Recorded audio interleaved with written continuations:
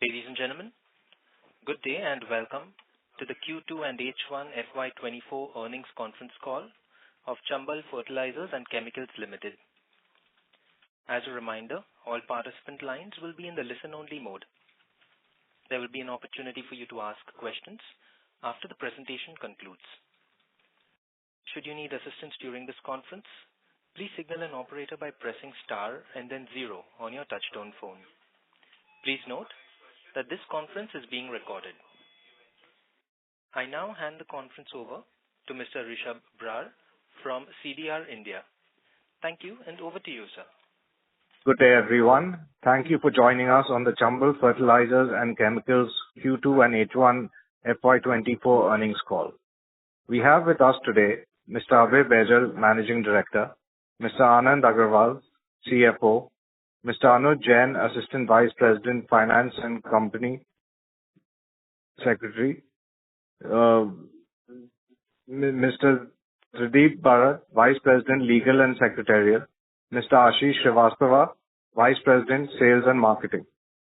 Before we get started, I would like to point out that some statements made or discussed in the conference call today may be forward-looking in nature and must be viewed in conjunction with the risks the company faces.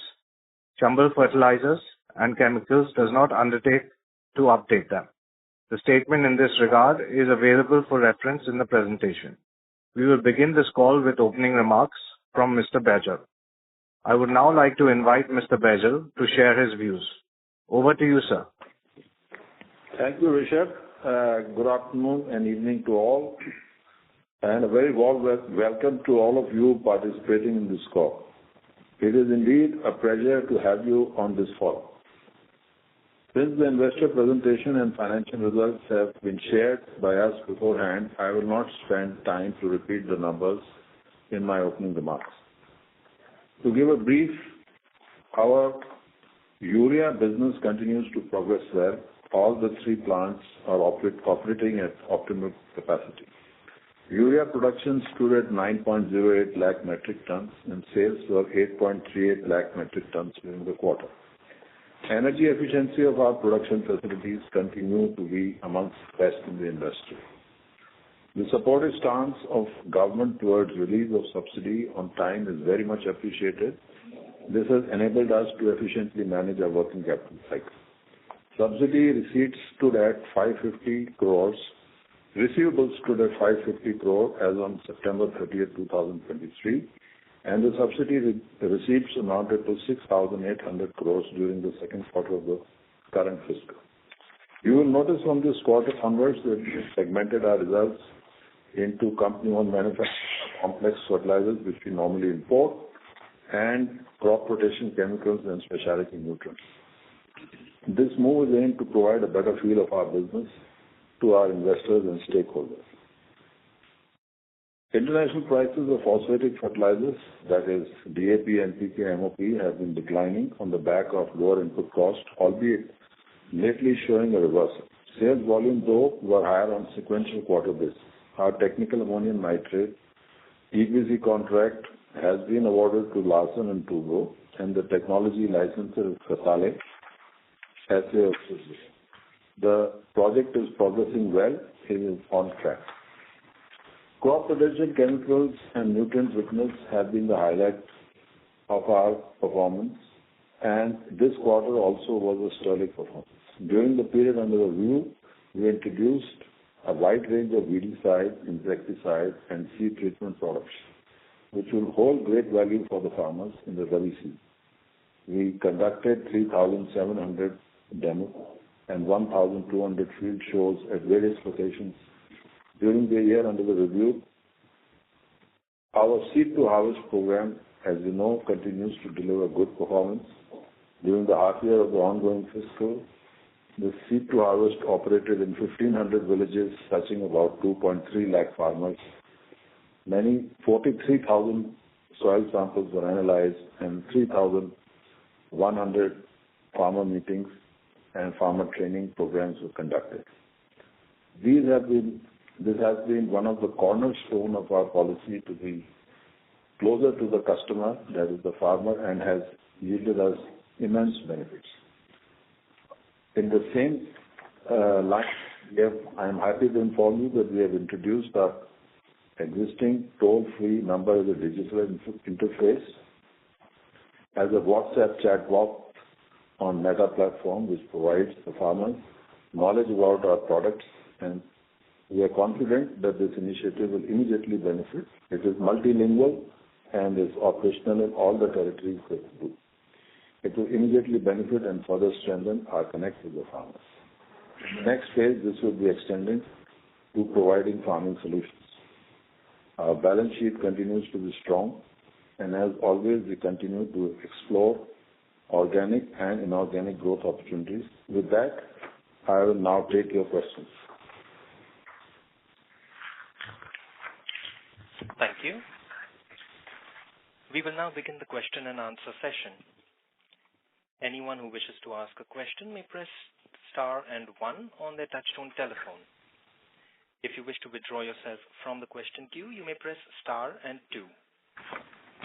Participants are requested to use handsets while asking a question. Ladies and gentlemen, we will wait for a moment while the question queue assembles.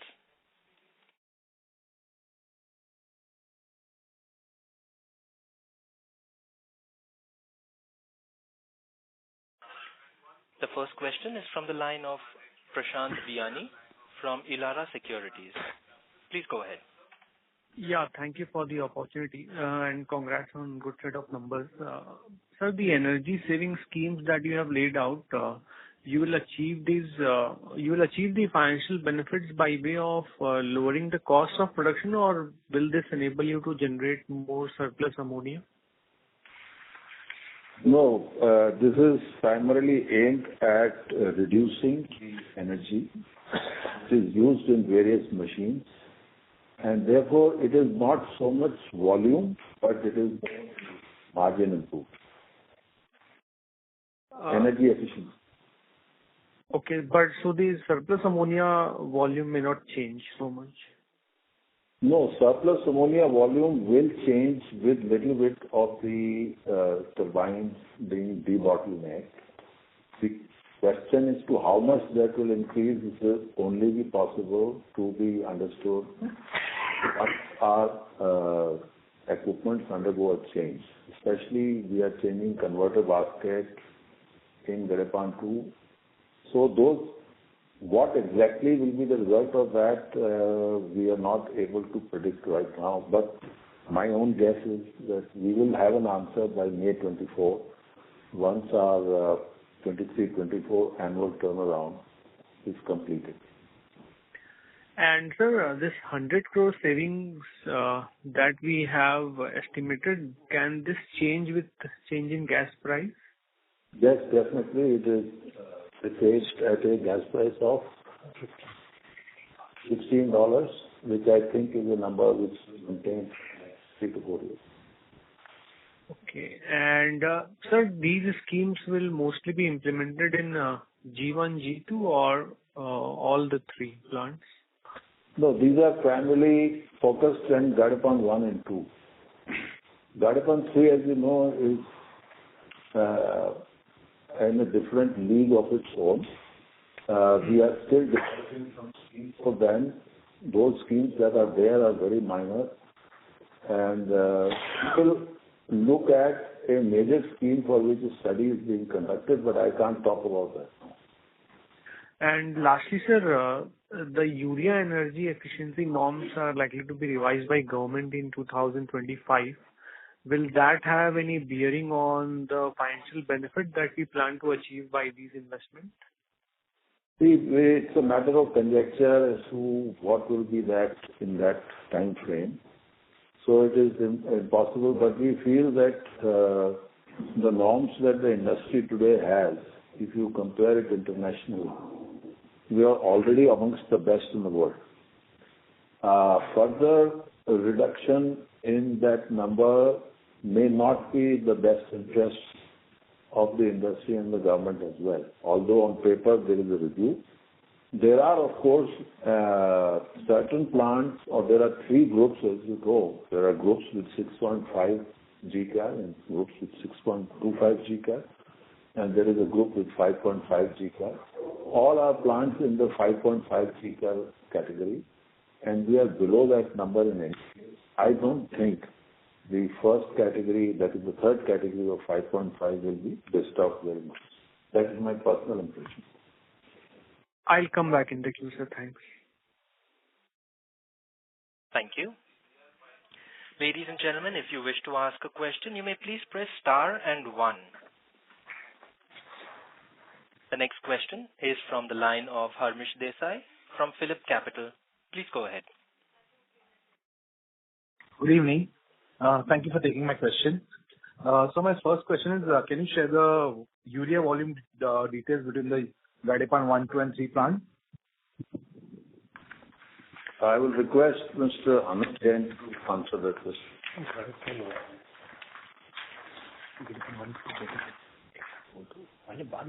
We'll provide you that information. Just a sec. Sure, sir. Sure. And so, can you share the average gas cost for Q2 and the current gas cost? Let Anand answer that. Yeah.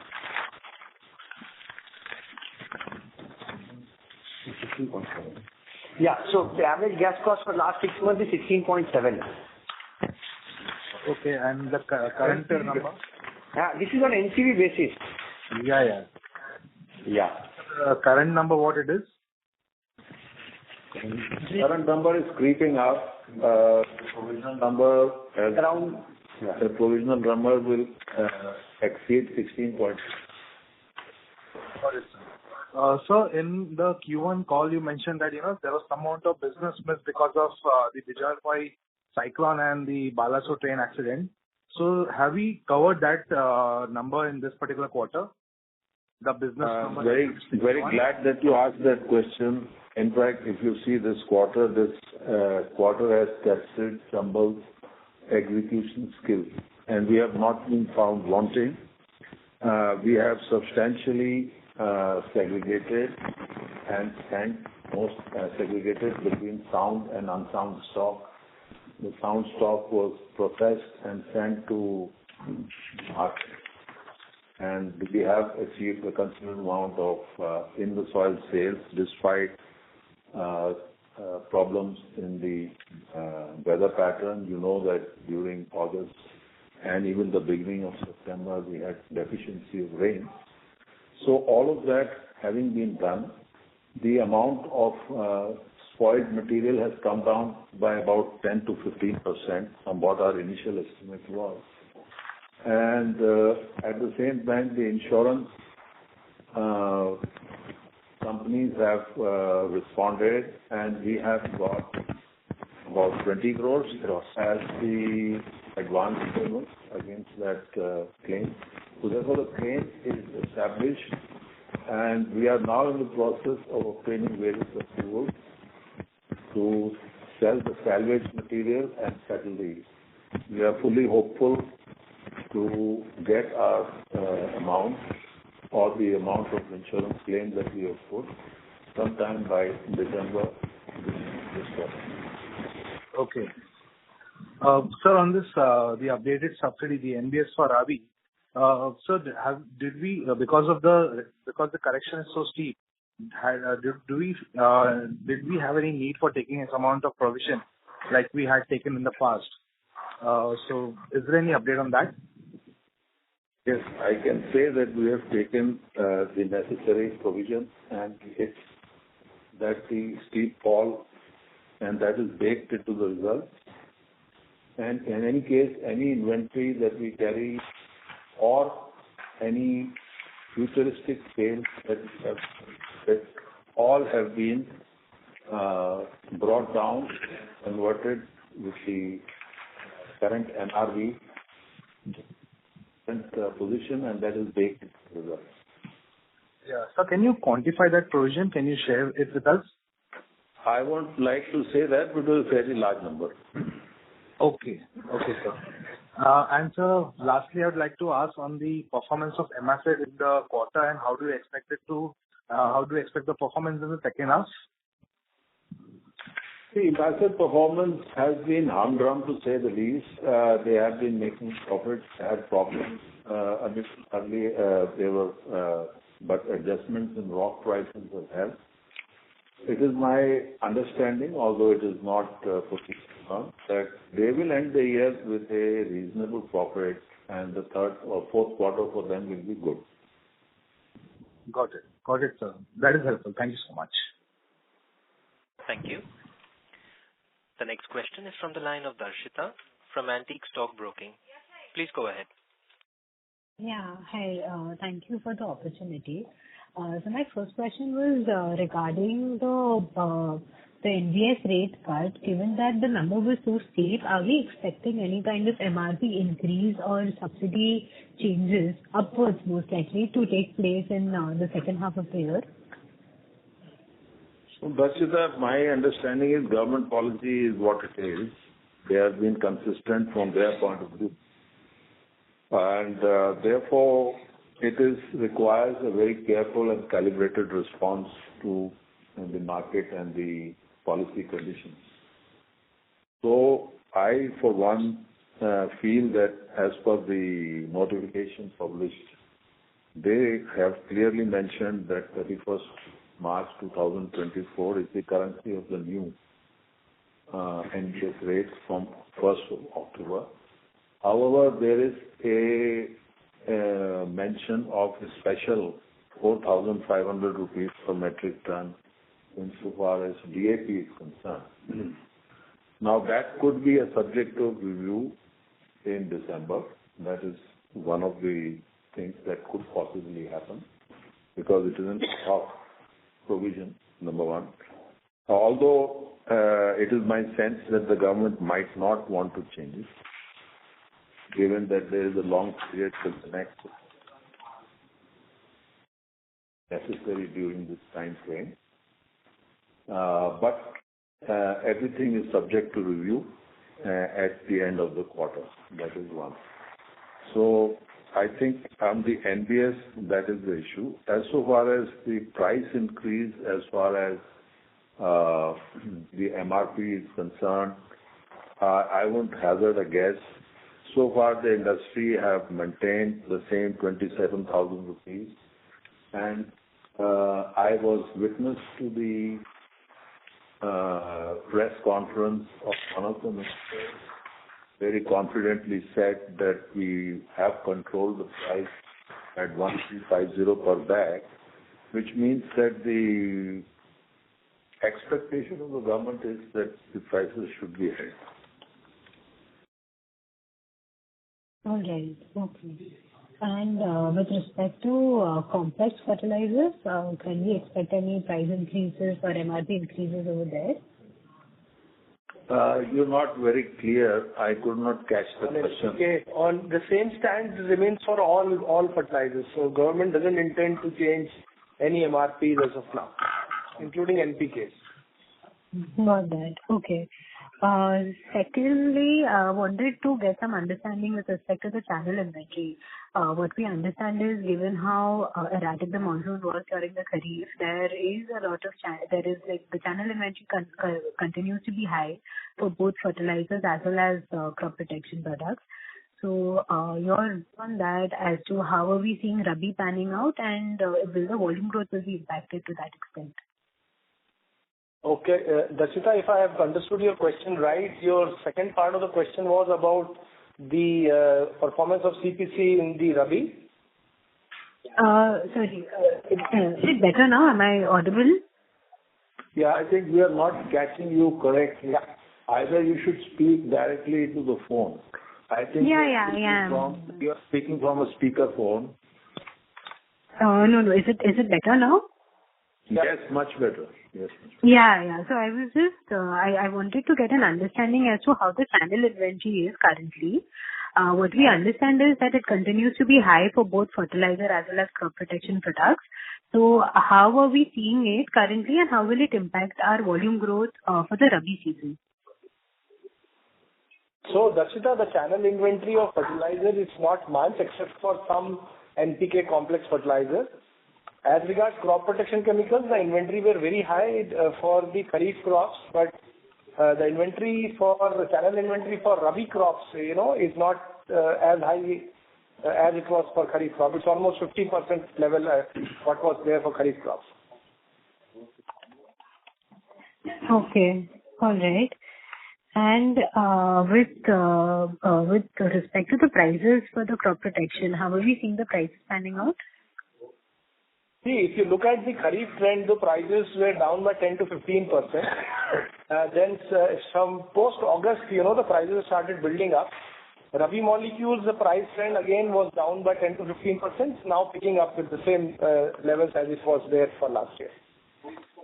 And these levels would be similar to that of pre-COVID levels, or would it be lower than that? Similar level, yeah. All right. Okay. And my last question was regarding the 1750 crore top line expectation that we've given for our domestic B2C business by FY27. If you could throw some light on how are we seeing, like, how will we scale up our business over here with respect to any acquisitions or new molecule launches, new product launches? If you could just throw some light on that. Okay. So, Darshita, we have mentioned in our presentation also that we have some long-term tie-ups with some American, European, and Japanese company already in place.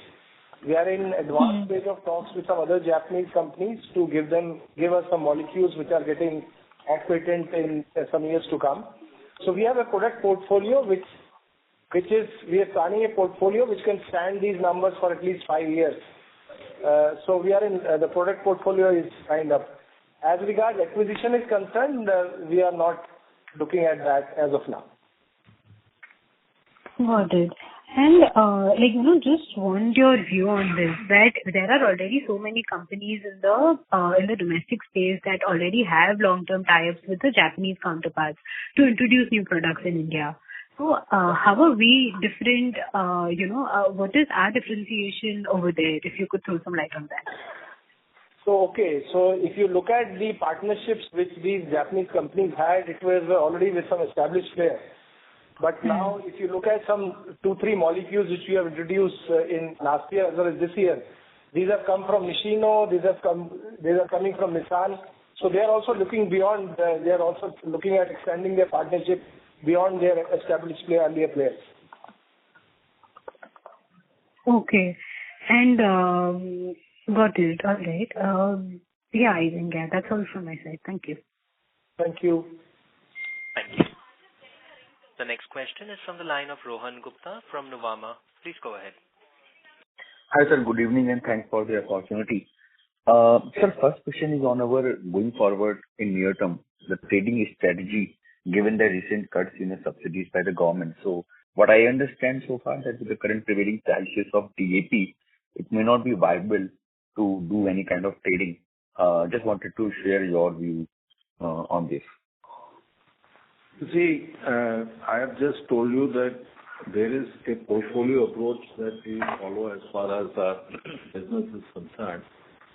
And complex fertilizers, urea, DAP, potash, as well as our CPC, SN, they are a complete portfolio in each other, which we present to our channel and use that channel and the foot from the various products, cross-sell or cross-market all these products. Therefore, despite what the numbers may say, we may have to maintain a certain amount of product flow. But as I said, all of this is very, very carefully calibrated to see that whatever we feel or whatever our return expectations or margin expectations are. For instance, in this particular quarter,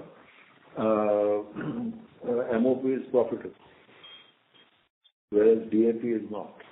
So we have to see and balance the portfolio in such a manner, the markets, the placement, the timing, and everything in a very calibrated, coordinated strategy. That is one part. Now, as far as your question about whether this is viable or this is not viable, as of now, the government's policy is what it is. And as I said, in a portfolio of which a certain amount of minimum flow of material has to be maintained. We will see how this develops. Post-January, we do not know how the prices of material will behave. It could be that it may drop. It may drop as early as December as well. I do not know. We are already seeing softness in some of the NPK grades, and that is indicative of the fact that, yes, there may not be that kind of rapid escalation in prices what post the Ukraine war and also what we are seeing in the Middle East. So it is my expectations that prices will cool in the next quarter. That's my personal opinion. And should that happen to a sufficient extent, then the game is on. So, sir, you are saying that in near term, to have a balanced portfolio and not with the fear of not losing any market share, we may have to offer the product and even maybe at a very low margin, or maybe in some cases maybe even at losses as well, depending on the market conditions. But we have to cater to the market and to maintain the market share. So maybe that we have to face some challenges in near term. I would put it this way, that we have a return expectation from the business profitability expectation from our stakeholders, and we also have our budgets to meet. We also understand the constraints the market provides and the constraints of the government policy. Within the four corners, we have to design it in a way that we achieve to a large extent most of the objectives.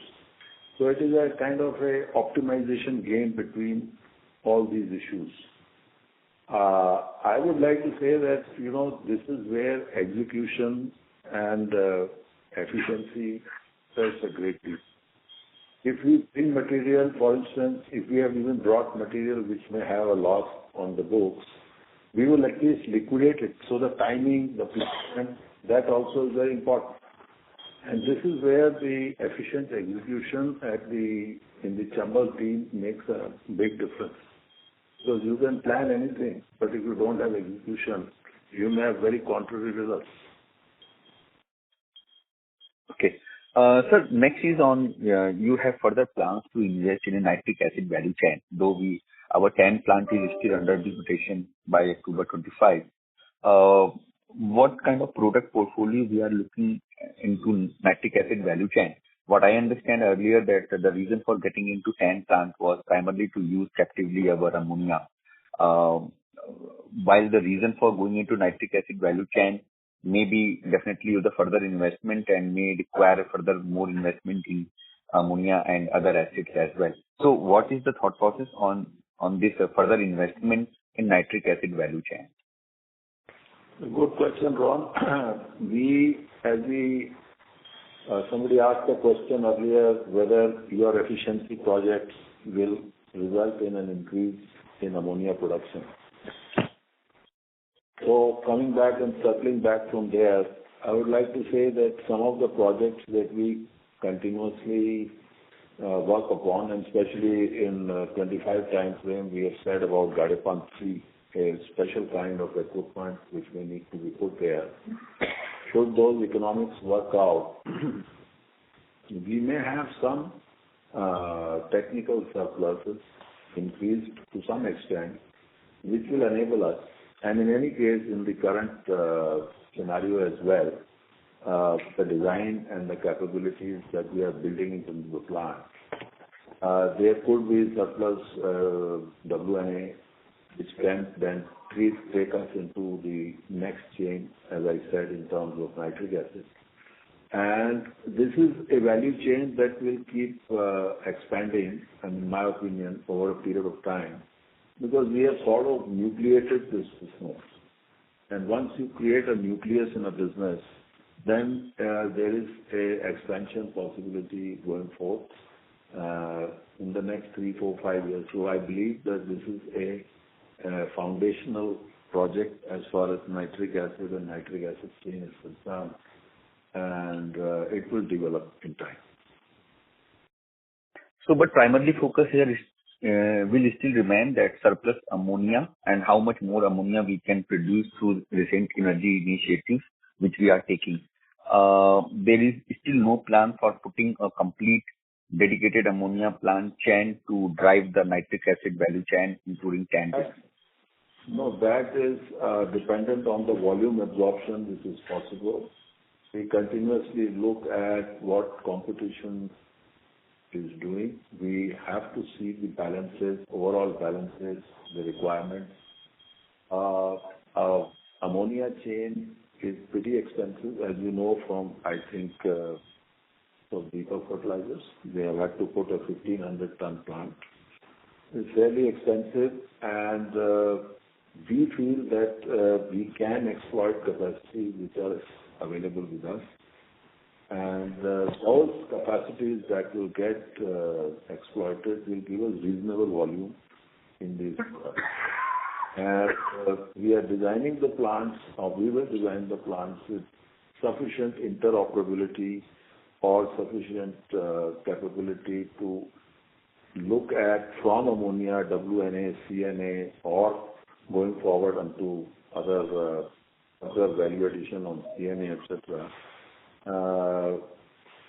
Going forth, those quantities that are there, they are quite sufficient in my opinion.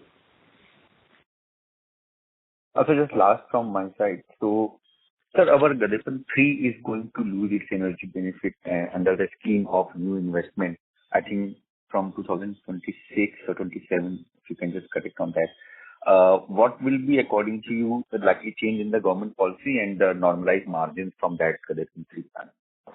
That is too far out in the future for me to comment. I think we are talking about 4 years from now. I can make any number of, and all of them will be wrong.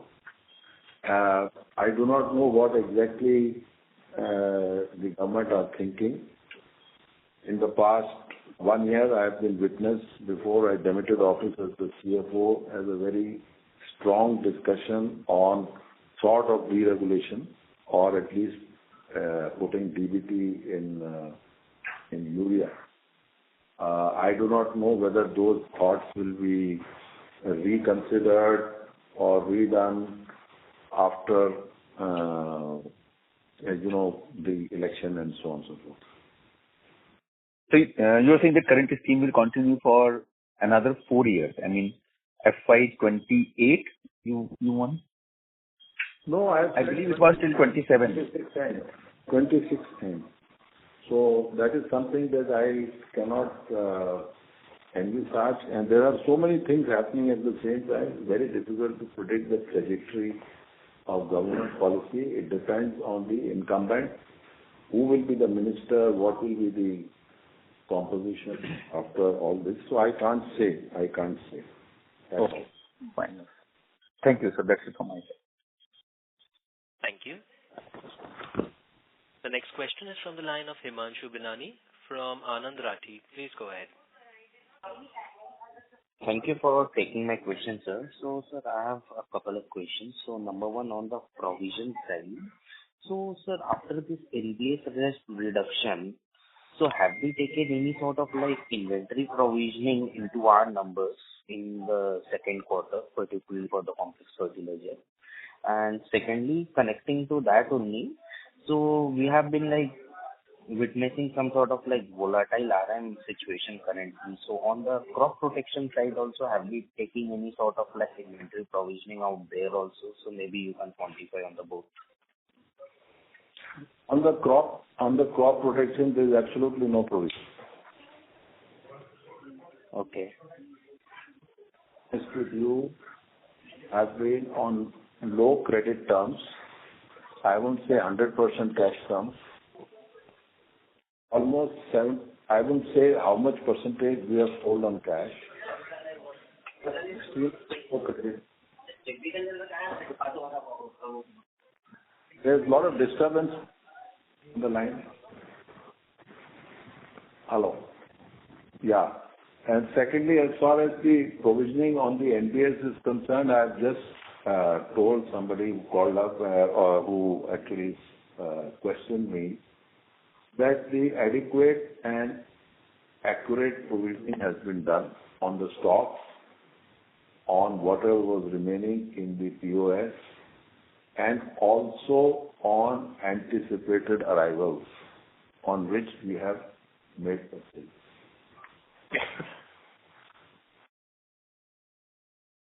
Got it, sir.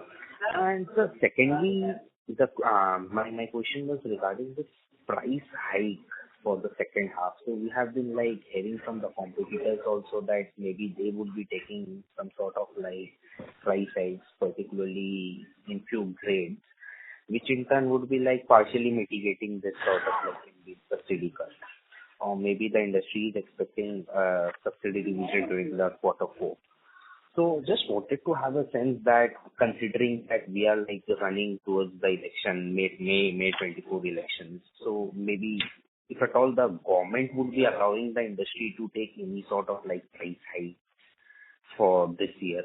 So any thoughts or any comments from you would be like helpful.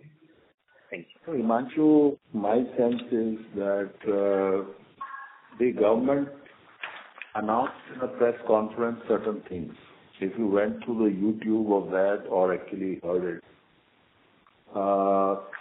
their USP to the farmers or to the people was that, look, we have managed to control the prices and the farm level MRP and so on. Now, if the industry feels that yes, they want to break out or they want to do something different, it's a matter that I'm sure they would discuss internally and also not act unilaterally. There will be a group of people who would possibly go and discuss with the authorities before they took a step of this type. That is my understanding. And if that is sufficient weight and sufficient force in their arguments, I'm sure the government will allow willy-nilly, and in that case, we are better off position than what we are for the industry, and we are part of the industry. Got it, sir. And sir, the last question is on the inventory position. So maybe like if you can give any sense on the industry-wide inventory provision post 30th September, how the inventory positions are, number one.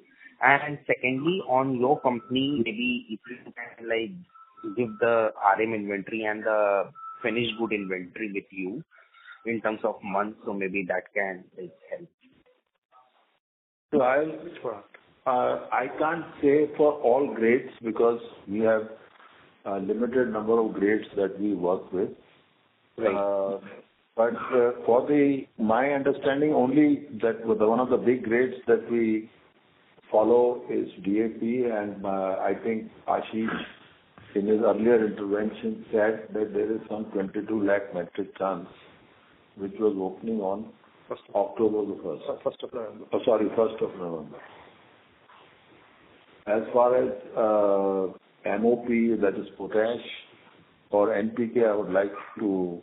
Okay, so Himanshu, your question on the DAP inventory. DAP inventory in the current country is 2.2 million tons on 1st of November. And when you're talking of how many months inventory it is, if you convert into the POS sales for past 2 years, it is equivalent to 2 months sales. So that's for DAP. NPK, the inventory is around 3.9 million tons. This is all grades put together, which is much higher.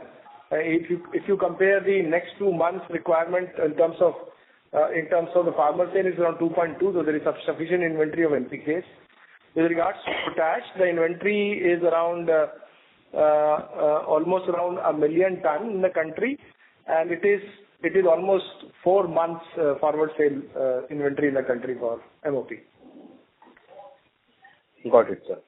Thanks a lot. Thank you. Thank you. Ladies and gentlemen, to ask a question, you may please press star and 1. The next question is from the line of Anmol Das from Arihant Capital Markets. Please go ahead. Yeah, sir, you said the Rabi crops expectations are high, so we understand that the cotton crops were not so good demand-wise for the agricultural side. So, which crops are you expecting, in the Rabi season to increase your demand and prices? Okay. So if I understood your question correctly, Anmol, you are asking about what all crops we expect to be grown in the Rabi season. Is that right? Yes, sir. Yeah. So in our territory, primarily, So in our territory, the crop rotation starts with mustard, then followed by potato, wheat, and gram. So that is the standard crop cycle in our operating territory, and we don't see any changes in any acreages of these crops. Okay, so no changes in acreage, and so how do you see the demand panning out, and any kind of risk with these crops, like it happened with cotton? So I don't see any change in the demand pattern, because these are standard crops which have a standardized fertilizer and crop protection chemical requirement. So it will be as an average, normal requirements. No upside and downside in that. Okay, so thank you. All my other questions are answered. Thank you. Participants, to ask a question, you may press star and 1. The next question is from the line of Prashant Biyani from Elara Capital. Please go ahead. Yeah, sir, my line got disconnected in between, so I don't know whether you have answered this or not. Typically, sir, our H2 complex fertilizer volumes have been in the range of 3 to 5 lakh tons, with the exception of last year. Sir, with the current change in subsidy, is it possible that we'll continue with the same volume trajectory, or what would be your view on that? See, we are halfway through the season, more or less. I don't think it will be that high. Sure. And sir, some data-related questions also I had. If we can have the breakup of other expenses in power, packing, and freight cost. Yeah. I'll let Anuj handle that. Yeah.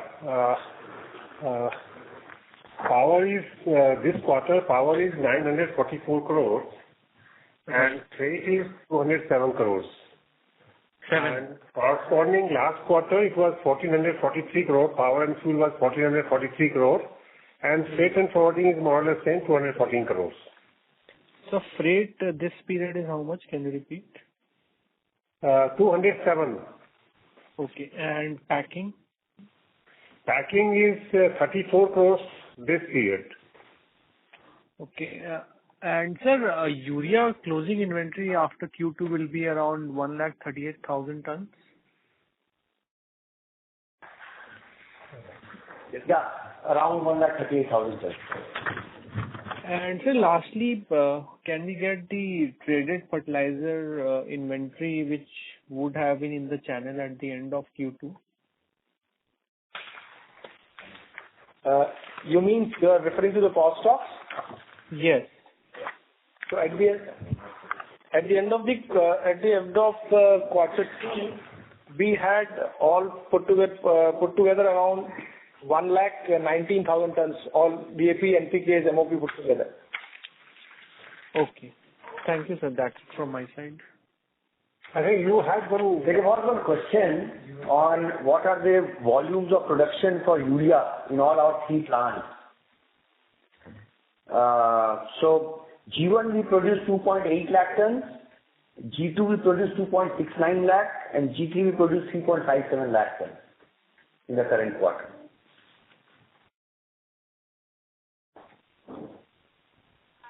Thank you. Ladies and gentlemen, to ask a question, you may please press star and 1 at this time.